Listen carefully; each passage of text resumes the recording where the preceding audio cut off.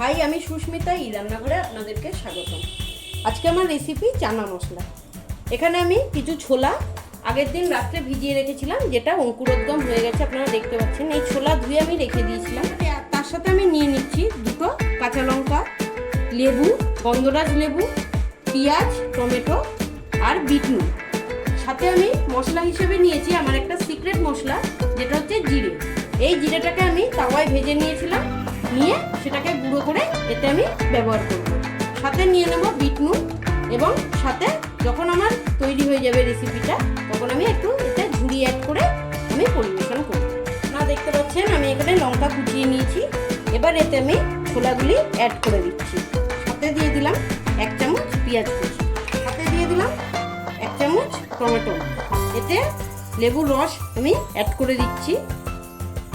দিয়ে নিলাম একটু গন্ধরাজ লেবু। দিয়ে নিচ্ছি আমার সেই সিক্রেট মশলা, যেটা জিরের গুঁড়ো। আমি এখানে 1/2 চামচেরও কম জিরের গুঁড়ো অ্যাড করে দিচ্ছি। এবার দিয়ে নিচ্ছি পরিমাণ মতো বিট নুন। এগুলোকে এবার আমি খুব সুন্দর করে মাখিয়ে নেব।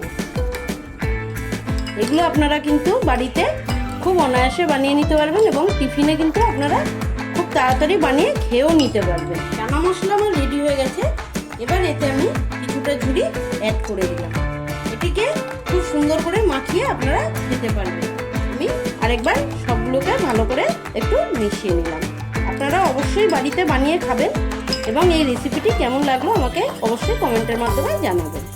আমি একটু টেস্ট করে নিচ্ছি কেমন হয়েছে।